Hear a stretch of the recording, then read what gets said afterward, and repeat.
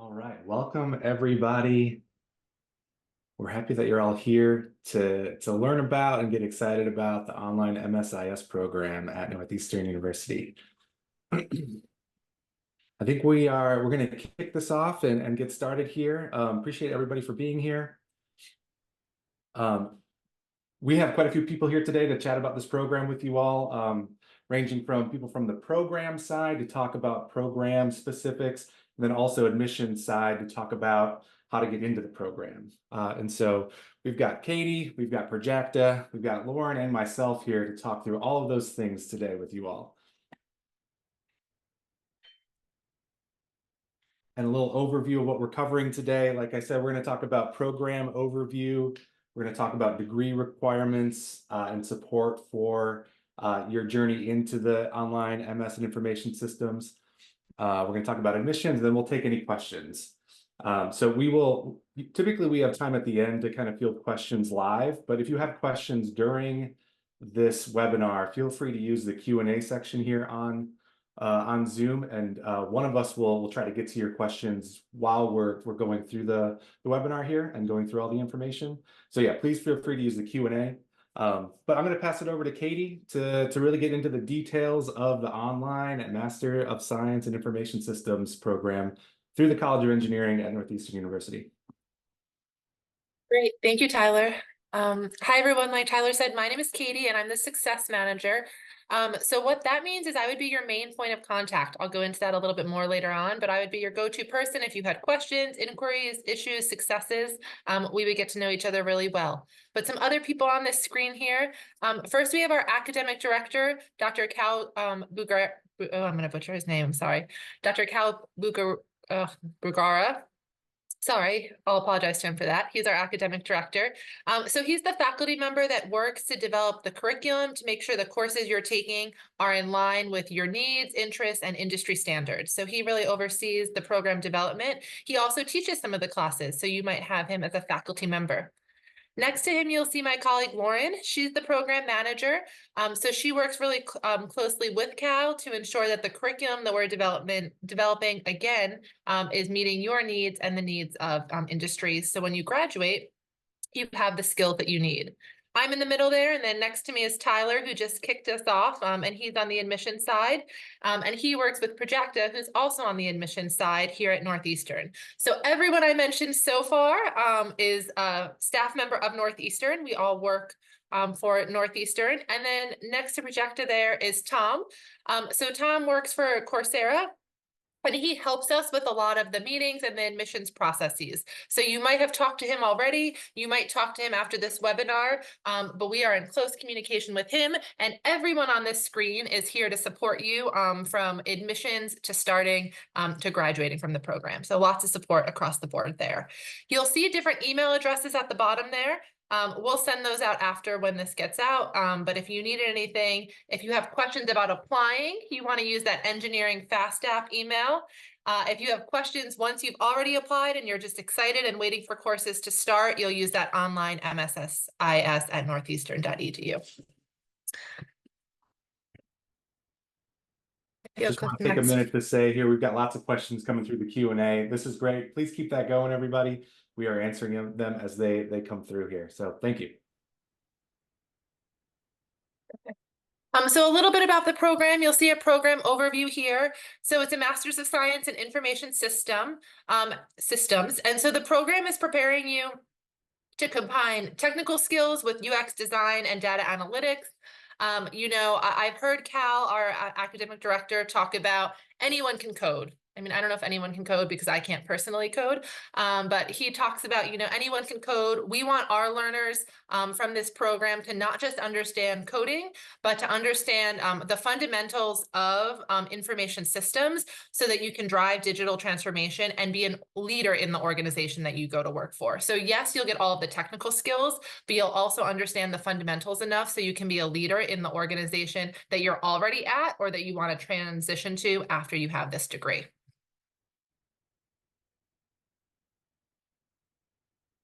And so what does the actual curriculum look like? So performance-based courses, I'm gonna say, come back to that later, Tyler. We'll talk about that admission process there. But the curriculum itself has one core course and then 7 concentration courses. So Info 5100, Application Engineering and Development, will be the first course you take. Students can take 1 to 2 courses per semester. So if you're doing a 1 course a semester cadence, you might just take that class. If you're a student who's going to do 2 classes a semester, you'll take that class and one of the concentration courses, which is being offered that semester. And so 2 courses is the maximum that you can take a semester in this program. If you're going to do the performance-based admissions, which the majority of our learners do, and Tyler will jump into that, Info 5100 will be one of your performance-based courses, and then whichever elective you're taking, either with 5100 or after 5100, will be your second performance-based courses. So there's flexibility there depending on what's offered the semester that you're starting with us. Anything to add there, Tyler or Lauren? Nope. Okay. So we talked a little bit about support when it came to the program and administration, but you also have support from people once you're in this program. So there's obviously the administration team, which I talked about, and then each class has an instructor. So that instructor is a faculty member. They work in the College of Engineering at Northeastern, and they've taught this class already and are kind of an expert in the subject area. Each class also has teaching assistants. You can have 1 to 3 teaching assistants depending on how big the course section is. And that teaching assistant is someone who has worked with the faculty before, taken the course before, and has an expertise in the content area as well. We have a learning design team. So this learning design team is what makes sure that the faculty member and the teaching assistant takes the content and makes it the best learner experience for you. So these classes are housed in Coursera. Coursera is the learning management platform, which you'll take the courses in. And so our learning design team takes the information, the videos, the readings, the assessments, and they make sure that it's user-friendly. So when you're logging in, you can just focus on your learning. You don't have to worry about all the other hiccups. And then because we partner with Coursera and Coursera is the learning management system, you also have 24/7 Coursera technical support. So if you're working on an assignment at 2 a.m. and it's not working in Coursera for some reason, there's someone you can chat with, someone you can email to make sure you get that rectified for a timeline that works for you. So lots of support throughout the program there.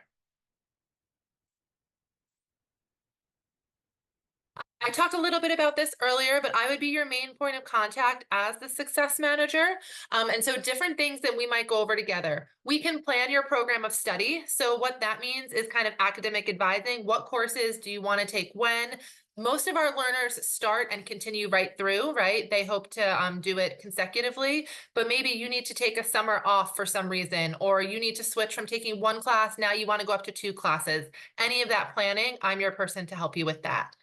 I'm also the person to connect you with policies, programs, university resources. So maybe you need to register a disability with the Learning Resource Center. I can help you with that. Maybe you're a veteran and you want to talk about using your VA benefits. We can talk about who you connect with on campus. So any of those connections to resources, even things like using the library, reaching out to information technology, anything like that, I'm your person. And then really, I want to guide you from when you decide you're starting this program until when you graduate, right? So any hiccups, any successes while you're a learner with us, I'm the person to cheer you on or to help you if we're running into hurdles.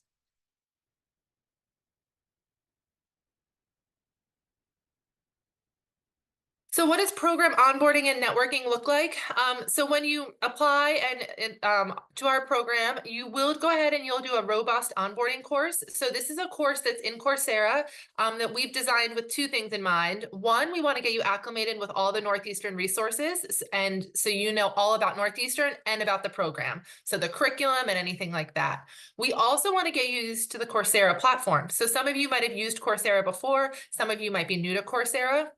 So this onboarding course allows you to get used to the platform you'll be doing your classes in and get familiar with Northeastern and the program, okay?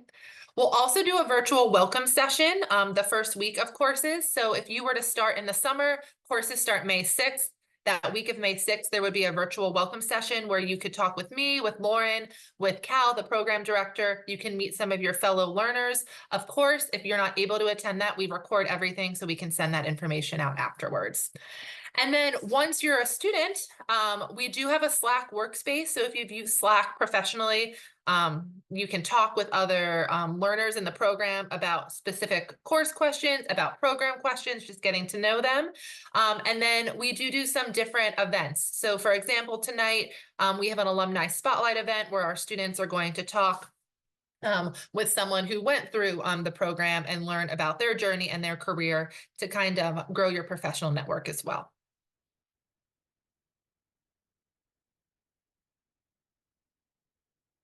And then what might a week look like? So this program is unique in the sense that it is asynchronous, right? Meaning you're not going to have to come at Tuesdays at 9 p.m. for your lecture, right? You're not going to have to log on like that. However, there are weekly modules and there are deadlines for the coursework. So our courses are organized by the week. They start on Mondays and then they go till Sundays. So what that means is, say we're on week 9 here in the semester. On Monday, you'll get all of the stuff you need for week 9. Any assignment that's due that week will be due on Sunday. Of course, there's larger things that are going to be released weeks in advance. There's things that, a quiz, you just might have 1 week, a large group project, you might have 6 weeks to work on. So the timelines vary depending on that. And the content isn't released 1 week at a time, it's released multiple weeks at a time, but things are on a Monday to Sunday schedule. All of our courses are in Eastern time. So that means faculty office hours, deadlines are all in Eastern Standard Time. However, you can change things in Coursera. So if you're not in Eastern Standard Time, you just change your time zone in Coursera and it'll remind you when everything is in the correct time zone. So if you're joining us from somewhere else on the globe, that's not a problem. Coursera can help you with that. And then while it's asynchronous in the sense of you don't have to come to that Tuesday 9 o'clock lecture if you don't want to, there are weekly faculty office hours and weekly teaching assistant office hours, which are held live that you're encouraged to log into if you want to ask questions, if you want to deepen your learning, if you have something that you're running into in a homework assignment or a project. So a faculty member holds 1 to 3 office hours a week. I've seen most of them do 3. And then a teaching assistant does 1 to 2 hours. And we try to do those in the evenings, on the weekends, or lunchtime, since we know most people in this program are working professionals in some capacity or adult learners who have other commitments that they have to schedule for. Okay. And then what does the program costs? So students currently pay $3,000 per 4-credit course. All of the courses are 4 credit hours, and there's 8 courses in the program. So 8 times 3,000 gets us to $24,000 for the degree. And so that's from start to finish there for the program. Of course, that is subject to change, but those are the rates at the moment. And visas are not supported for this program. So if you have more questions for that, we can answer those at the end. Happy to talk about that. But that's the program cost. And time to degree really is going to vary on the learner and their journey. But most of our students their goal is to do it as quick as possible. So the quickest route would be 16 months or 4 terms. So that would be 4 semesters. So for example, if you're going to start this summer, you would have summer, fall, spring, summer. So you would start in May and then graduate the next August. So 16 months, that's if you're doing 2 courses per term. Or if you're doing 1 course per term and you're spreading it out, we would be doubling that. So we'd be looking at 32 months. I do have learners that kind of change. Maybe they're doing 1 and then they're going to jump to 2 or 2 and jump to 1. So that is a possibility too. We would just want to sit down and map out what that looks like for you to make sure the cadence of classes being offered fits with your schedule changes. Katie, I'll jump in here. We did have a few questions about if somebody was interested in taking a semester off, what that would look like. I don't know if you wanted to provide more context on that. Yeah, so if you're going to take a semester off, you're going to notify me of that, and we will either fill out an official leave of absence if needed, if it's a medical reason or something like that, or we'll just note in our system that you're taking a semester off, and we'll make sure that you're registering for classes the following semester so you're ready to jump back in. So for example, I do have a learner right now who's going to take the summer off. That's fine. We're registering them for fall classes. They'll still get access to their Northeastern email and to the Slack channel while they're on that break, and then they'll jump right back in the fall with us. Thanks. Turning over to you, Tyler. Oh, hey. Yeah, thanks, Katie. I do want to take a moment to do a little housekeeping. There's great questions going on in the Q&A. And I realized at the start of this, we didn't start this conversation by letting everybody know where we're coming in from. There's been a lot of questions about if this program is 100% online or where people are located. And so typically when we kick these off, we say where we're at. So hey, everybody, I'm Tyler Sonnenberg. I am the Director of Learner Acquisition, and I'm located in Michigan in the States. Katie, I'll throw it back to you. I'm located down in Charlotte, North Carolina. Lauren, why don't you tell us about you? Yeah. I am located in Central West Indiana. Indiana, right? Why am I even saying anyway, I'm in Indiana. Thanks, Lauren. Yeah. Projecta. Hi, everyone. I am located in Ann Arbor, Michigan. So we do that truly to show that it is an online degree. Most of the faculty are Boston-based with our Boston University, with our Boston campus, but the staff and students are located all over the place. As you can tell just from this call, we're kind of all over the United States here. So, but yeah, thanks, Katie, on the breakdown of the program information. I'm going to spend most of my time here talking about how to get into the program. And so we have this great process, this great application called the FastApp process here to get into these programs. And it's truly performance-based admissions. So what the FastApp process is performance-based admissions for people with or without previous technical experience. And so if you're thinking like, this program seems great, but I don't have any Python, I don't have any coding, I don't have any of that experience, we do have a track for you to join the program.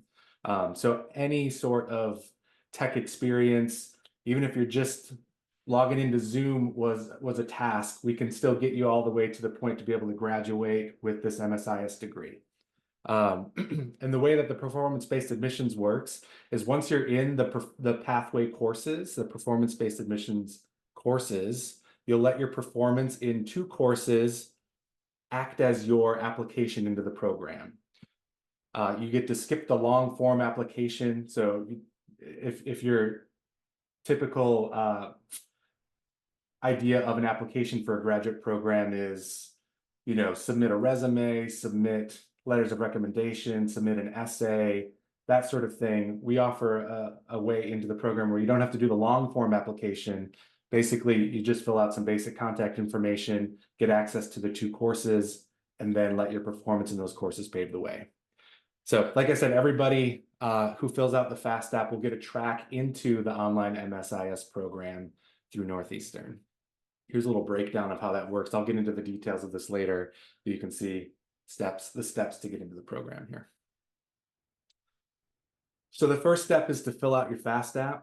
And so if you haven't filled out your FastApp yet, you can see the link here on the screen, online.northeastern.edu/FastApp. I don't know, Projecta or Lauren or Katie, if one of you could drop that into the chat, I think that could be helpful.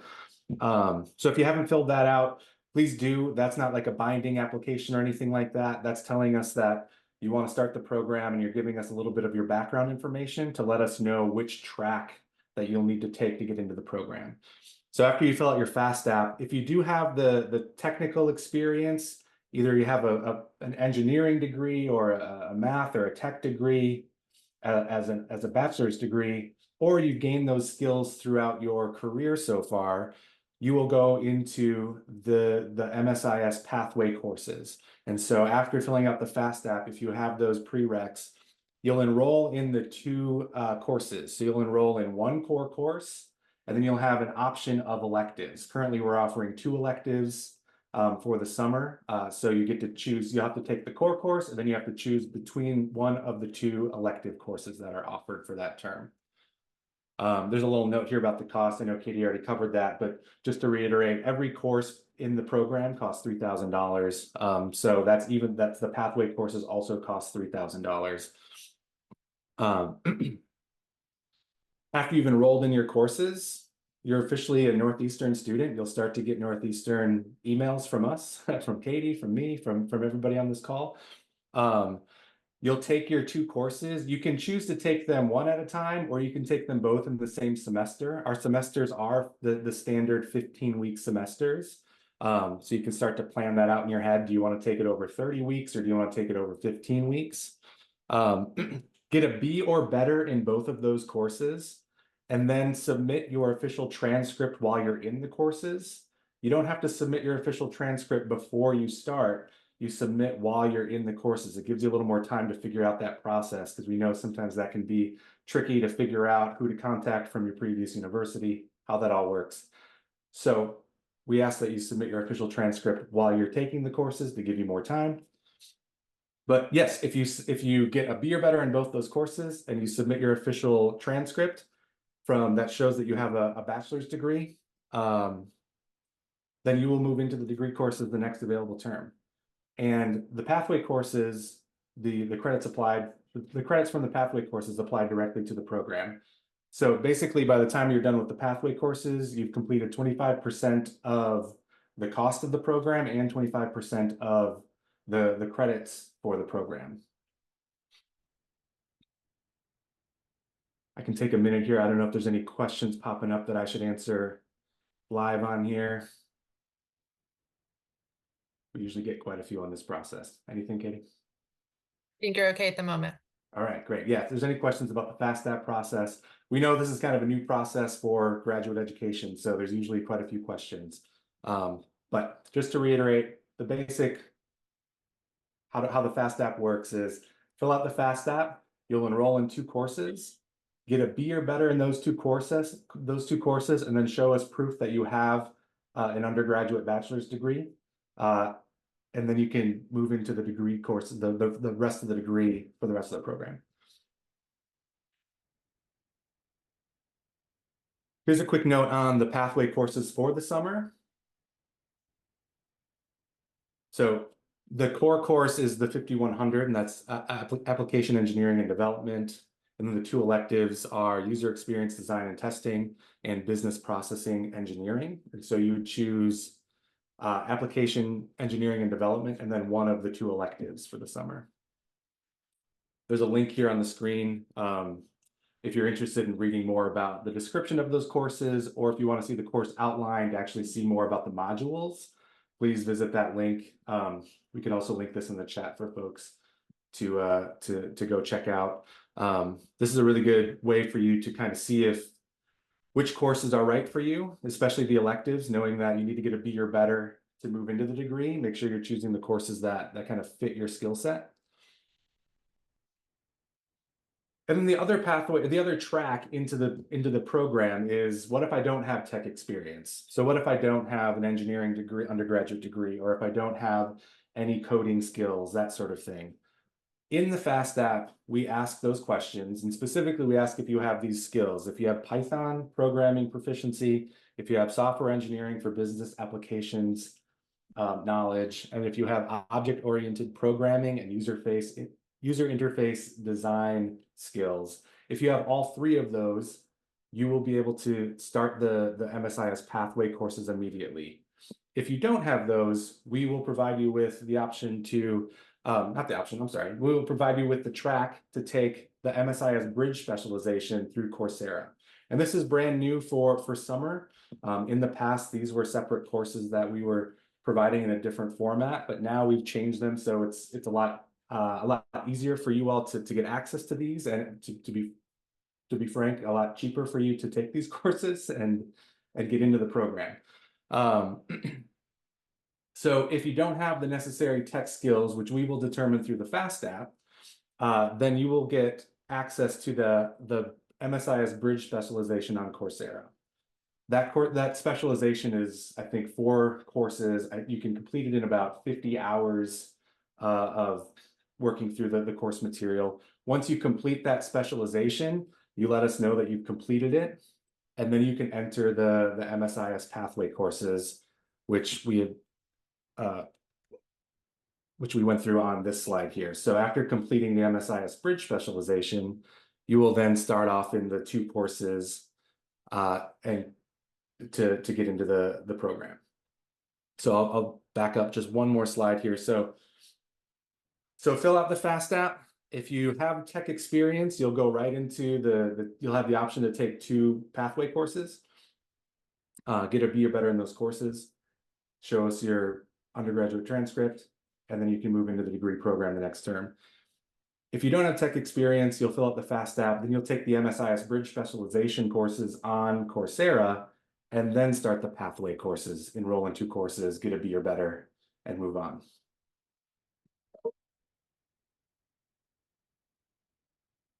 That is what we had for admissions. If there's any questions about that, I can feel free, I can answer those here. Feel free to read some aloud if some are coming through there. I have a question that came in. Sure. Will the online program transcripts be the same as if a transcript of a student who is doing the in-person? And I can answer that if you want, but Yeah, go for it, Katie. yeah, so the transcript will be the same. So the transcript and your diploma will just say Northeastern University. It won't say the modality you took these courses in at all. So it'll just say that you have a degree from the College of Engineering at Northeastern. Modality will not be mentioned. So Thanks, Katie. I heard that question in different ways, and I'll answer it the way that I heard it as well. Because I think I may have skipped over a piece here in my portion. If you're going through the FASTAP process, your degree from your undergraduate institution, the field of study, it doesn't have to be engineering, it doesn't have to be mathematics, it doesn't have to be a tech undergraduate bachelor's degree. That's what's great about the FASTAP. It opens the doors to basically anybody who has gained the skills however they have gained them. And so if you're thinking, oh, I need a certain type of bachelor's degree to join this program, that's not the case. You can join, as long as you have any bachelor's degree, there's a track for you to join this program. And so if you're thinking about your undergraduate transcript, it can be any sort of bachelor's degree. If you're thinking about what does your transcript or degree look like when you leave the MSIS program, it doesn't say anything about Coursera, it doesn't say anything about online. It'll be the exact same degree as the on-ground version.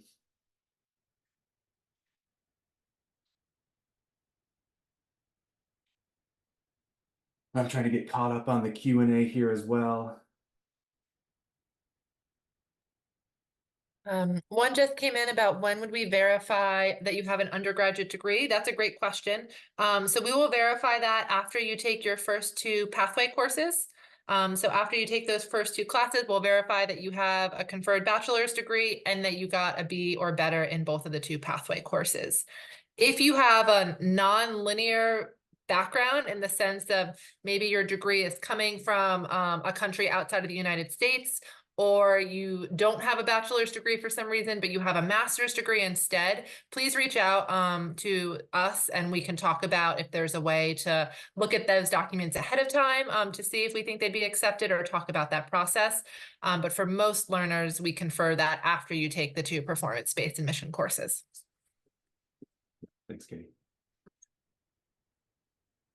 Yeah, if there's any question about your educational background, if you're eligible for the program, please reach out using the engineering-fastap@northeastern.edu email address.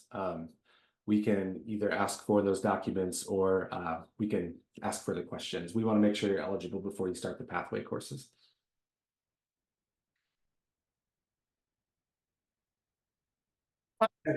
Asked about the projects, and I'm going to try to answer this the best I can, not having a background in information systems. But they said, are they open scoped or closed scope with strict requirements and assessments related? So each project does have guidelines, right? For both the scope of the project, which kind of system you might be using. So are you doing the project in Python, or are you doing it using a different source? So all of those are laid out by the faculty member, but then how you go about approaching and solving the problem is up to you. So a little bit of both, in the sense of they are testing to make sure you are working on a particular skill set and that you can demonstrate that skill set by the project. But a little bit of freedom on how you get to the answer. And we could always connect you with a faculty member if you had more specific questions about what the projects might look like.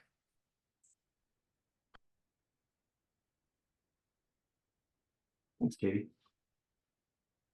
So that's the the scheduled part of the program here, we can keep going through some Q&A and answer for folks. So if there's a question that anybody's got, please feel free to use the Q&A, and we can answer anything that we think would be good live. Otherwise, we'll be answering them just within the Q&A function here on Zoom. Hector, I do see your question. Oh no, I'm not. I thought I was muted. Sorry. I do see your question in there. You're correct. So which with each class being $3,000, there's 8 classes. You're looking at $24,000 for the program. That's tuition and fees.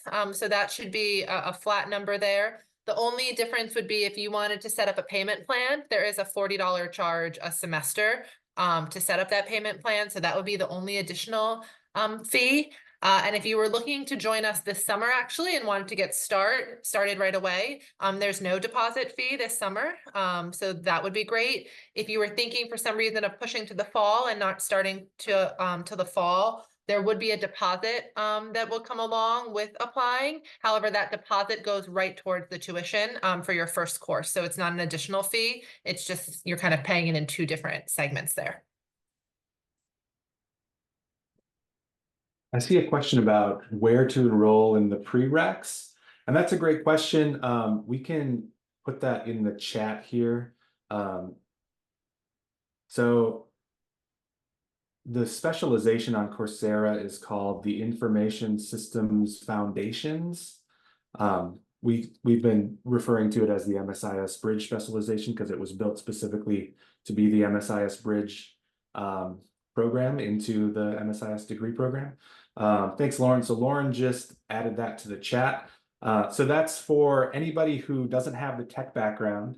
You will need to take that specialization. If you already do have a tech background and you get access to the pathway courses when you fill out your FAFSA, it's still a good idea if you have a Coursera account to check out that specialization that can get you caught up to speed on some of the terminology that we're using and make sure that you do have the background to be successful in the MSIS program. So if you do have access to Coursera, I encourage basically everybody to go check out that specialization. It'll give you a little insight too into how the courses will operate. You'll get to see how the courses are filmed and basically the flow of the course. So it's a good opportunity for anybody to take a look at that specialization. Well, a question came in. Does this program offer financial aid like FAFSA or scholarships? Could you touch on that? Yeah, that's a good question. So during the pathway courses, you have the option to pay using a payment plan, but FAFSA and traditional financial aid isn't available until you enter the degree officially. So after those first 2 courses, and then you get a B or better and show us your undergraduate transcript, after that, the remaining 6 courses are available for financial aid in the standard financial aid process. If you are interested in having the entire program be open to financial aid, you can apply using the traditional application. And so that would be that long form application where you submit resume, transcripts at the time of application, letters of recommendation. You also do need to have an engineering or a technical background to be admitted in. But if you are admitted in using the traditional application, then your courses would be eligible for financial aid. All 8 of the courses would be. We can also link to more information on graduate admissions through the College of Engineering. The only caveat with the traditional application is that there's not an opening for the summer. So the next available option to use the standard application to join the program isn't until the fall. So if you want to start the summer, you have to do the FAFSA. If you want to start in the fall, you can do the FAFSA or the standard application.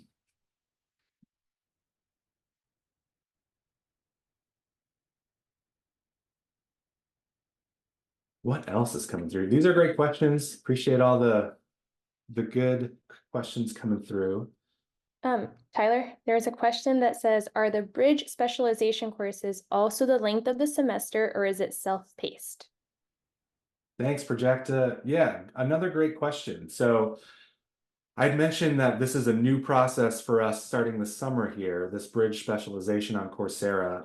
The part of the reason why we wanted to move to this process is those courses are completely asynchronous. So you can start taking those now. Lauren posted the link in the chat.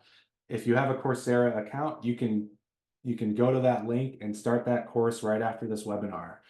So you can start those immediately. Like I said, they take about 50 to 60 hours to complete.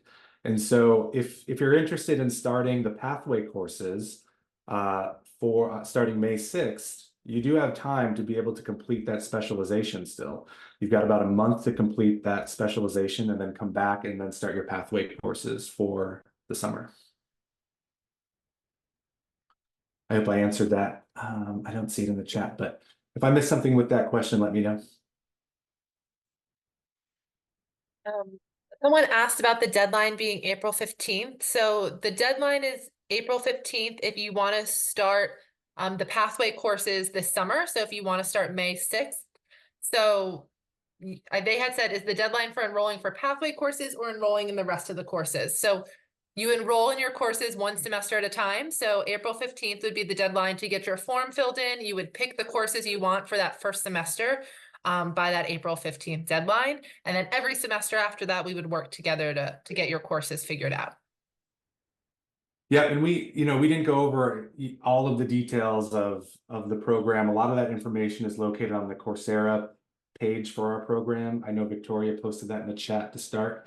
But one of the benefits of our program is that we do only require you all to select courses per semester. So that gives some more flexibility and freedom. Like Katie said, if you intend to take 2 courses a semester, that's great. And we hope you do that. But if something happens, life happens, and you need to only take 1 course or 0 courses, then you can take that time and you only pay for the courses that you're currently enrolled in.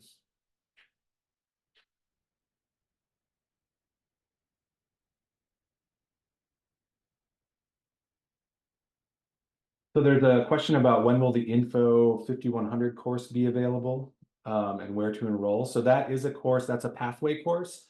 And so after you filled out the FAST app, you can either, if you have the tech experience, you can either enroll in that immediately or you'll need to take the bridge specialization before you can enroll in that course. But information on that course is located on our on the website, so you can get the description and the course outline on the website. I think we linked to that on in the chat here as well.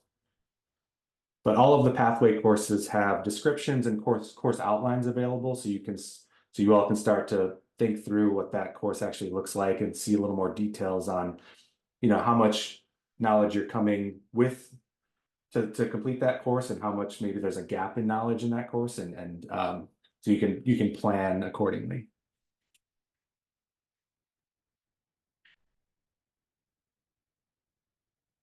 Someone asked, apart from the transcript, which other document is important? As far as official documents, the transcript is what we're going to be collecting. And again, we will collect that after your 2 performance-based courses. So you don't even need that to do the FAST app now. You can go ahead and do the FAST app, take your 2 first performance-based courses, and then we'll go ahead and collect that official transcript. And we'll compare that to your grades since you have to earn the B or better in those first 2 courses. And those 2 data points is really what we will use to matriculate you into a degree student. Thanks, Katie. There's a question here about not feeling confident in the programming requirements for the program. And so even if you fill out the FAST app and you get access to the pathway courses, if you're not feeling confident in your programming skills or some part of your background that you want a refresher, that's where I would direct you to the bridge specialization on Coursera. Those courses that are a part of the bridge specialization were built specifically from Northeastern to get people who have 0 tech, 0 engineering background the skills and knowledge that they need to be successful in the MSIS program. And so everything that you'll learn in that bridge specialization will prepare you to be successful in the full program. And so even if you do get access to the pathway courses, it's a good idea to go check out that specialization just to refresh yourself on the skills and to fill in any gaps that you may have.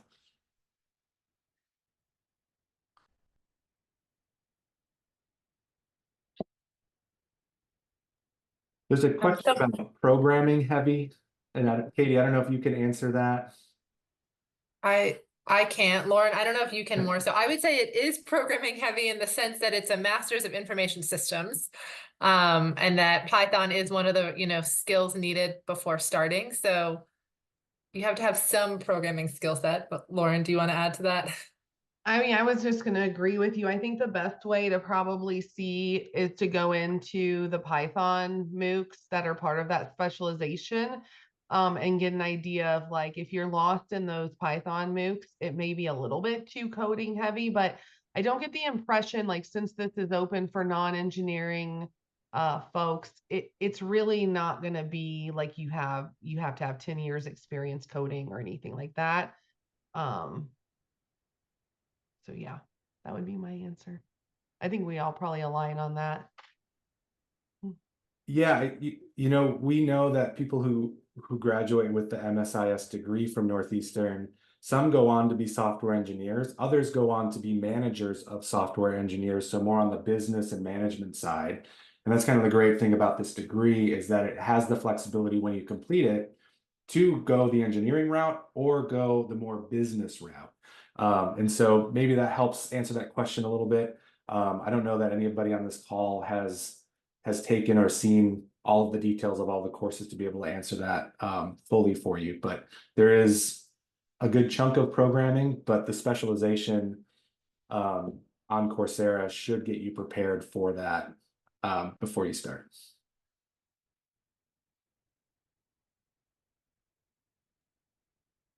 I think Oh, go ahead, Tyler. I was just saying we're getting close to time, so we'll probably take a couple more questions here, and then we've got our email here. If there's any question that goes unanswered, please feel free to use the email. Also, there's this QR code. I know Victoria's been pushing this through the chat, so thanks, Victoria. The QR code lets you set up a time directly with Tom from Coursera to talk about the program and to talk about enrollment. So if you have lingering questions, you can either use the email to contact us directly, or you can use the QR code to chat with Tom from Coursera. So those are good ways to follow up with us. But yeah, let's take a few more questions here and then we can start to close this up. There's one on the approximate conferred anticipated bachelor's degree date. This person's was before 2000 and the form only goes to 2000. Would you like them just to select 2000, or do we want to edit that to go further back for this learner? That's great. Thank you for pointing that out. This is sort of a new program for us. We launched in the spring. I think a couple people noted that in the QA earlier.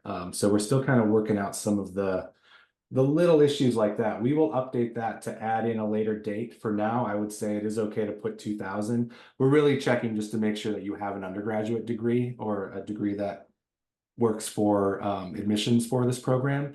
And so 1997, 2000, both those are acceptable from the admission side. So you can put 2000 if you'd like. We'll have to correct that later on when you're in the program. But as of now, that is okay. And we'll correct that for future terms. So thank you for pointing that out. And then someone asked about internships.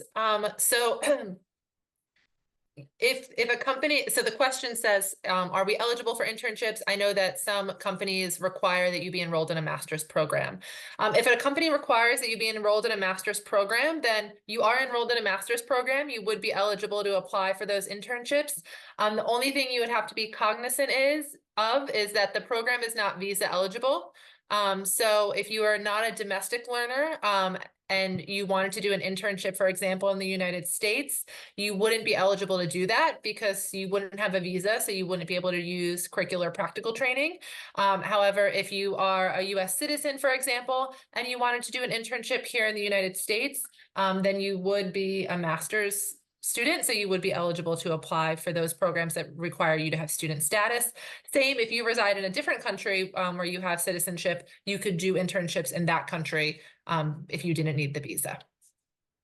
The only piece I'd add to that, Katie, is the pathway courses may not be considered for part of that internship. You'd have to be either a direct admit to the program using the traditional application, which is only open spring and fall, or you will have to have already completed your pathway courses and matriculated fully into the degree program for that to probably work for internships to be eligible. And then the last question I see is, at the end of the program, are you eligible to receive the ritual of the calling of an engineer?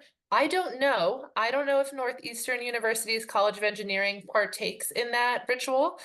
Full disclosure, I just had to Google what that was since I'm not an engineer. But we can certainly look into if Northeastern's College of Engineering partakes in that ceremony. If they do, you're a Northeastern College of Engineering student, so you would be eligible for that. But I'm just not sure if Northeastern does, so I'd have to look more into that. Feel free to email me and I'm happy to do that research for you if we want to follow up on if that's a possibility. And I think we got most of it. There were quite a few questions about how much does the bridge specialization cost? So that's a great question. It costs the whatever a Coursera membership costs, and I believe it's either $49.99 a course or $59.99 a month.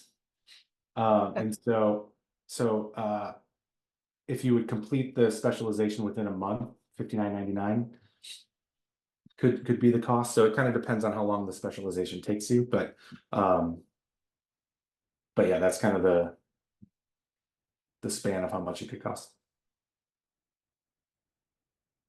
And I think that's it. So I think we're gonna wrap up. Again, multiple ways to reach out to us, either through email at the engineering-fast app at northeastern.edu.